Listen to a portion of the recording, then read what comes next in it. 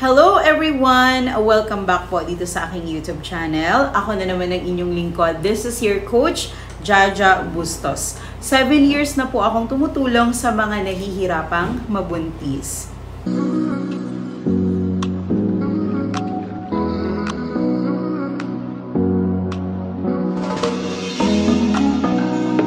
Sa loob ng 7 years na pagtuturo ko at pagko-coach ko sa mga nahihirapang mabuntis ay marami na pong natulungan dito. Mga sis, ito po ay training at kapag kayo ay nasa loob ng aking training group, meron din po akong ipapainom sa inyo na gamot. At syempre kapag kayo po ay first timer, binibigyan ko kayo ng libreng trial para masubukan po ninyo kung maganda po ba ang epekto sa inyo. Bukod po sa pag-inom ng gamot ay of course, meron akong tinuturong mga kaalaman kung papaano mabilis na mabuntis ang isang babae. At sa video nga na ito mga kasis, ang ituturo ko sa inyo ay tungkol sa mga kaalaman kung papaano mabilis na mabuntis ang isang babae kahit siya ay 40 years old na. So ito po yung tinatawag namin na 10 utos para mabilis na mabuntis ang isang babae kahit siya ay nasa 40 years old na pataas. Sa lahat po ng nanonood ngayon, lalo na kung kayo ay nasa 40 years old na pataas, mga sis, ito yung edad natin na hindi na tayo pwedeng magpabaya pa sa katawan po natin. Dapat ay maging alert na tayo kasi alam nyo mga sis, ito yung edad na talagang nasa nasa stage na tayo ng buhay natin na malapit nang humina yung ating fertility. Kasi kung sa mga hindi pa nakakaalam, itong edad na 40 years old pataas, ito po yung stage ng ating pagkababae na malapit na tayo sa menopausal stage. So once na tayo ay nag-menopause mga sis, mahihirapan na po tayong mabuntis. Hindi na natin pwedeng pabayaan yan at maghula-hula na lang tayo or magpapatsamba tayo sa mga gagawin natin kasi nasa 40 years old na tayo, hindi na ganun kalakas yung ating fertility kagaya po ng ibang babae na medyo nasa kabataan pa yung kanilang edad, like nasa 30s. Tayo po kasi ay kung nasa 40s na, hindi na ganun kalakasan ng ating fertility. Pero alam nyo mga sis, meron din namang mga babae na kahit nasa 40 na or 40s na ang edad nila ay mabilis pa rin naman po silang nabubuntis. Depende naman po kasi yan sa kalagayan ng isang tao. Pero kung kayo ay may asawang babae at nasa 40s na kayo at matagal na kayo nagsasama at hindi pa rin kayo nabubuntis sa edad na yan, syempre kailangan maging na tayo, maalarma na tayo kasi yung edad na yan, hindi na po yan dapat na pinapabayaan. Okay, so eto na nga mga kasis. Number 1 na rule dyan mga sis kung kayo ay nasa 40 years old na, dahil nga nasa 40 ka na, 'di ba? Mga sis, wag nyo nang pabayaan yan. Ipasilip nyo na yung matres nyo, ipa-ultrasound nyo na. Hindi lang yung matres natin yung dapat na transvaginal ultrasound natin, kundi pati na rin yung fallopian tube natin. So yung tubo kasi ng matres natin kapag 40 years old na, mabilis na po yung bumara. Kaya po, dapat ipatest nyo din yun. Meron tayong tinatawag na HSG test. Yun po yung merong pinapasok na tubo or parang aparatus siya para ma-check yung fallopian tube ng isang babae kung meron bang nakabara. So sa edad na yan, dapat transvaginal ultrasound at saka HSG test, dapat po ipagawa nyo yan. Kasi doon natin malalaman kung meron bang problema na humahadlang para mabuntis kayo. At mga sis, hindi lang dapat ikaw yung nagpapa-check up. Dapat pati yung asawa mo. Kasi baka mamaya ikaw nagpapa-test ka, nakita walang problema. Eh yung asawa mo naman ayaw magpa-test, 'di ba? Baka nasa kanya yung problema. So hindi lang dapat ikaw yung magpapatingin, dapat yung asawa mo na din. Kasi sa edad na 40 years old, hindi na po dapat na maghula-hula na lang tayo na mababa lang ang matres natin, kaya hindi tayo nabubuntis, na may paraan pa, may pag-asa pa. Mga sis, yung 40 years old, may pag-asa pa, pero malapit na kayong mawala ng pag-asa. Kasi ang 40s po, yan na yung stage na kailangan talaga ay maging magra-rush na tayo. Kasi malapit nang humina yung ating fertility. At baka, kung kailan na wala ng paraan, doon pa kayo magsisi. Number 2 rule, mga kasis, dapat gamutin natin kung meron man dapat gamutin. So, let's say for example, nagpa-check up na kayo at merong nakitang sakit doon sa matres natin. At ganun din yung asawa mo, merong nakitang problema sa similya niya. Dapat mga sis, kung kailangan natin gamutin yan sa lalong madaling panahon, gamutin na natin. Kasi kailan pa tayo kikilos kung hindi na kaya, na gagamutin nga natin pero hindi na rin naman na tayo mabubuntis dahil menopause na tayo kasi nga nasa 40s na tayo. So dapat sa ganyang edad na 40s, kung meron man na dapat gamutin na sakit sa loob ng matres natin, gamutin na natin yan agad-agad sa lalong madaling panahon para abot pa natin yung mga panahon na pwede pa tayong mabuntis. Ganon din po yung mister nyo. Kung meron man siyang infection, meron siyang problema sa similya, may nakabara sa ugat ng pantog niya, ganon din si misis kung sakali man na meron siyang cyst, kung meron siyang problema sa pader ng matres niya, kung meron siyang sakit sa fallopian tube, may sakit siya sa ovary, o kaya bukol. So, di ba mga sis, dapat ay magamot agad yun. Kasi kung magagamot natin yun, mas mapapabilis ang pagbubuntis natin. Usually kasi mga kasis, yun lang naman ang dahilan kung bakit nahihirapang mabuntis yung isang babae. Dahil nga, merong problema na hindi natin nalalaman. So, kung yung mga kabataan ay hindi pa sila nawawala ng pag-asa kasi nga alam nila, yung edad nila ay parang nasa waiting stage, kayang-kaya pang lunasan. Kung nasa 40 ka na, mag-isip-isip ka na kasi yung edad na yan, hindi na pwede na naghihintay na lang tayo ng himala. Kasi 40s ka na dapat kumilos ka na. Number 3 rule mga kasis, dapat alam mo ang traditional calendar method. Alam ko marami ditong mga kababaihan na naniniwala sa mga application sa cellphone. So kung nabuntis ka man, base sa calendar na sinusundan mo sa application sa mga cellphone natin, good for you mga kasis, napakaswerte mo. Pero hindi po lahat ng application ay totoo at yan dahil nga po yan ay system generated at yan ay parang robot lang, hindi po natin masasabi na totoo siya. Kasi sa dami ng application sa cellphone natin, hindi natin masabi na totoo talaga yan. Although may mga nabubuntis naman na nagbabase sila doon sa app ng cellphone, hindi lahat ay pwedeng mabuntis doon. Kasi kung totoo talaga yan, edi sana marami ng babae ngayon na nabuntis at marami ng babae na hindi nahihirapang mabuntis, diba? Kaso hindi naman po nabubuntis base lang doon sa application. Kaya number 3 rule talaga dyan, dapat alam nyo ang traditional calendar method. Actually mga kasis, marami na ako natulungan mabuntis sa loob ng 7 years at meron kasi akong tinuturo na traditional calendar method. So kung interesado kayong malaman yun, i-message nyo lang ako sa aking Facebook account. Search nyo lang Coach Jaja Bustos with 107,000 followers. So dapat more than 100,000 followers po para mapunta kayo or ma-direct kayo doon sa aking official na Facebook page. Number 4 rule mga kasis. Dahil nga ikaw ay nasa 40 years old na, dapat maging maingat ka na sa mga kinakain mo.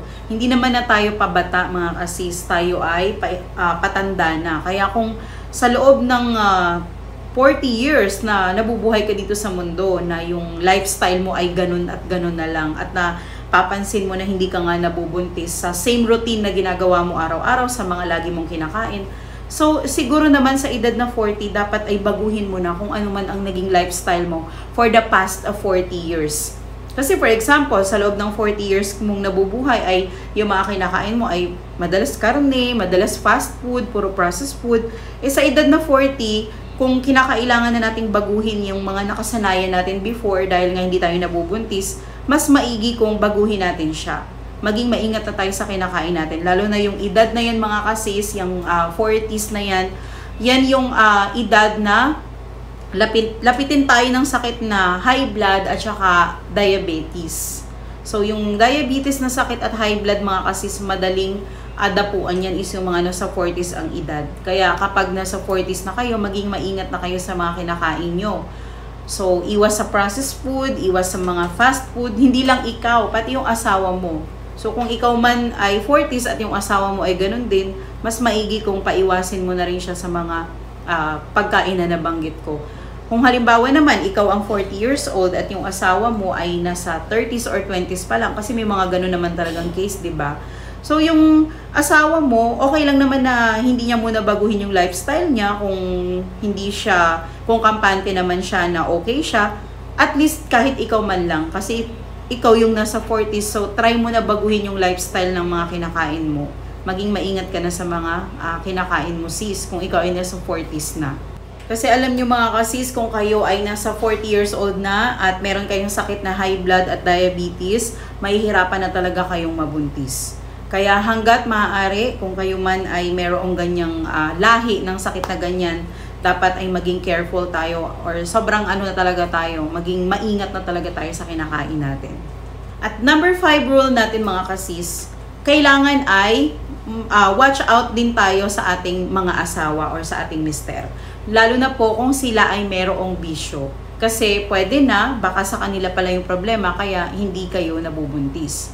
So, syempre, ang mga lalaki, meron kasi yan silang ego na ayaw nila, na pinupuna sila na sila yung may problema. So, ano ang dapat gawin para mapatunayan na kung sino talaga ang mayroong problem kaya hindi kayo nagkakaanak sa edad na 40 na kayo? Syempre, kailangan nyong ipatest ang asawa nyo. Ngayon, kapag tumanggi yung asawa nyo, ibig sabihin, hindi ka nila ganun kamahal. Okay? So, paano natin masabi? Syempre, kung ang lalaki na yan ay mayroong pangarap na buong pamilya at nangangarap siya at interesado siya na makasama ka in the future na merong anak at buo ang pamilya nyo, makikisama yan sa'yo kung sakali man. Hindi niya tatanggihan yun yung pagpapatest. Kasi nga, ikaw gusto mong magkaanak kasama ka, pero siya, hindi niya iniisip yun, hindi niya nakikita yung future. So, ibig sabihin wala siyang pangarap, hindi siya interesado na makasama ka sa hinaharap. So, masasabi ko lang, hindi kanya ganun kamahal kung ayaw niyang sumunod sa'yo na ayaw niya na magpa-check up.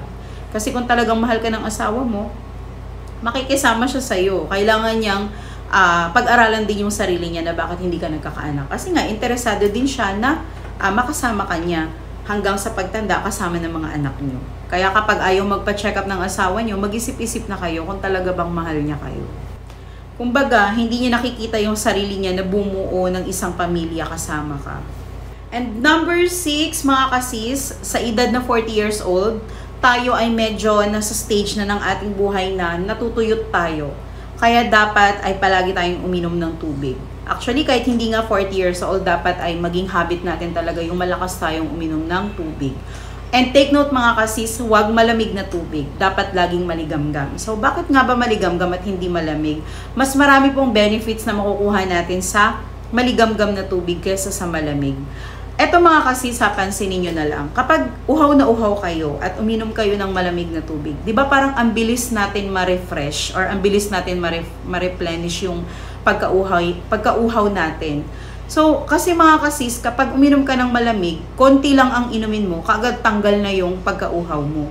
Pero kapag uhaw na uhaw ka, tapos uminom ka ng maligamgam na tubig, di ba, ang dami mo nang nainom na tubig, pero parang hindi ka pa rin kontento, parang hindi pa rin napapawi yung pagkauhaw mo. So, sa madaling salita, kapag malamig yung ininom mo, konti lang yung naiinom mong tubig. Pero pag maligamgam na tubig, marami kang naiinom. So, mas nahahydrate ka. At yung kinakain po natin, kapag maligamgam na tubig yung iniinom natin, mas madali ang malusaw. Kaya nga yung mga acidic na tao, kapag uminom sila ng malamig, mas lalong lumalala yung pag-a-acid nila. Pero kapag maligamgam yung iniinom ninyo, mas madaling napapawi yung acid. Mas mabilis siyang ma-neutralize. At saka, yung pag-inom po ng tubig, lalo na pag malakas kayo uminom ng tubig, marami din po yan benefits sa ating katawan. Hindi lang po sa pagpapabuntis or fertility. Marami din siyang mga sakit na pwede nating ma-prevent or pwede nating maiwasan kung tayo ay malakas na uminom ng tubig. Kaya sa edad na 40, since malapit na tayong dry or malapit na tayong mag-dry sa ganyang edad, dapat ay lagi tayong uminom ng maligamgam na tubig. And number 7 mga kasis, bawal magpuyat. So, yan ang number 7 rule natin. Kasi mga sis, nagkakaedad ka na nga, nasa 40s ka na nga, tapos hindi ka pa magre-relax, diba? Madalas ka pang puyat. So, paano ka mabubuntis kung lagi kang haggard, laging kulang sa tulog? Ang tulog kasi, nakakatulong din yan para maiwas tayo sa iba't ibang klase ng karamdaman. Mas mapapalakas ang fertility natin kung kompleto ang tulog natin at hindi tayo nagpupuyat. So, dahil yung edad natin na 40s ay medyo nasa stage na tayo ng patanda na tayo, dapat ay meron ng sapat na pahinga yung ating katawan at tulog. At number 8 rule, dapat mga sis ay iwas na tayo sa bisyo. Ganun din yung asawa natin. Kasi sa 40s na edad, kagaya ng sinabi ko kanina, prone na tayo sa sakit. So, dahil nga mabilis na tayong dapuan ng sakit sa ganyang edad, magbibisyo pa tayo, wala na, babagsak na talaga yung fertility natin. Although meron namang mga tao na mabilis mabuntis kahit na mabisyo sila, kaso nasa 40s na kayo. So, nasa 40 years old na kayo, wala pa kayong anak, tapos hindi nyo pa ititigil yung pagbisyo. Siyempre, dapat si Mr. at si Mrs. itigil na ang pagbibisyo ninyo, mga kasis. Sigarilyo, alak, mas maganda hinay-hinay na lang muna, or mas okay kung totally na alisin nyo na talaga yung bisyo sa pang-araw-araw ninyo na buhay, kagaya ng sigarilyo at alak, or kung droga, di ba? So, mas maganda po kung iwas na kayo dyan. Kasi alam nyo, ang pagbibisyo, hindi naman po yan nakakatulong sa ating katawan. Number 9 rule, bawal mapagod at bawal ma-stress. So, pansin nyo, pag kayo ay nasa 40s na, mabilis nang uminit yung ulo natin. So, para na tayong bipolar, mabilis tayong magalit, diba? Mabilis tayong nagsusungit, mabilis na tayong mapagod. So, sa edad na 40 years old, kung ikaw man ay nahihirapang mabuntis, dapat less na din ang stress mo. As much as possible, kumuha tayo ng sapat na pahinga. Mas maganda nga kung tayo ay magbakasyon. Kung kaya natin magbakasyon na mag-asawa. Kasi 40 years old ka na, so dapat sapat na yung pahinga mo. Iwas-iwas ka na din sa stress, at kung meron kang tao na kinakainisan or naiinis ka lagi or galit ka, mas maganda kung ikalma mo yung sarili mo. Kasi sa edad na yan, yan na talaga yung stage na madali nang uminit yung ulo natin at mabilis na tayong mapagod. So, iwasan natin yung ganun. Iwasan natin magalit, iwasan natin ma-stress, iwasan natin mapagod. Magpahinga tayo at magbakasyon, mas okay. Last rule natin, mga kasis, ito yung pinakasampung batas or utos natin kapag kayo ay nasa 40 years old na at nahihirapan kayong mabuntis. Ang katawan natin ay nasa edad na marami ng nutrients na nagkukulang na rin sa ating katawan, kaya po nangangailangan niya ng alalay or suporta. Ano ba yung tinutukoy natin? Siyempre, yung pag-inom ng vitamins. So, kapag kayo kasi ay nasa edad na 40s, yung katawan natin ay nagkukulang na rin yan sa vitamins. Kaya po, kailangan niya na ng suporta. Kagaya ng folic acid or CoQ10. So, kung kayo ay nasa edad na yan, kailangan ay meron na kayong iniinom na mga support, like yung husband ninyo, hindi lang ikaw, pati yung asawa mo din. Dapat parehas kayo, umiinom na rin kayo ng vitamins. Para yung katawan ninyo ay makakuha siya ng sapat na nutrients or sustansya. Ako kasi, mga kasis, meron akong training, kagaya ng nabanggit ko kanina. 7 years na po akong tumutulong sa mga nahihirapang mabuntis. At kapag 40 years old na yung aking member, maliban po sa training na tinuturo ko, pinapainom ko rin po sila ng gamot na nakakatulong para sila ay mag-fertile, lalo na sila ay nasa 40s na at kailangan na talaga ng suporta or alalay ng katawan nila sa pagpapaitlog. Kasi kapag yung ovary natin ay nasa 40 years old na, medyo humihina na ang pag-itlog niyan. Kaya meron akong pinapainom sa kanila na pampalakas ng itlog. So, ito po yung tinatawag namin na Fertmix. Ito po yun, mga kasis. So, piniflex ko lang po ito dahil kung sakali man na kayo ay interesado na sumali sa training ko, baka po ay makatulong ito sa inyo. So, kung sakali man na kayo ay interesado, mga kasis, i-chat nyo lang po ako sa Facebook. Hanapin nyo lang po yung aking Facebook page. Meron po yan 100,000 followers. Ayan. So, mga kasis, dito na nagtatapos ang aking vlog at ang aking video tungkol sa 10 utos or batas na dapat gawin kung ikaw ay nahihirapang mabuntis at ikaw ay nasa 40 years old na. Sana ay may natutunan kayo sa video na ito, mga kasis, at wala namang masama kung gagawin nyo ito dahil ito naman ay mga kaalaman na hindi naman po makakasagabal sa inyong pang-araw-araw na buhay. Disclaimer lang po, hindi tayo doktor, ako po ay coach lang dito sa online training. At itong mga tinuturo ko sa inyo, ito po ay aking mga payo lamang at experience-based na mga kaalaman na itinuro ko din sa aking mga member, kaya po sila ay mabilis na nabuntis. At baka sakali na makatulong din po ito sa inyo. Ayun. So, mga kasis, kung gusto nyo na maging updated sa mga susunod na video ko na marami pa po akong ituturo sa inyo, i-click nyo lang po yung subscribe button sa ibaba para next time kung meron ako mga bagong kaalaman na ituturo sa inyo ay mas madali kayong ma-notify or ma-update. Okay? At of course, kung nagustuhan nyo rin po yung video ko, i-like nyo lang po yan at mag-comment kayo kung meron man kayong gustong itanong.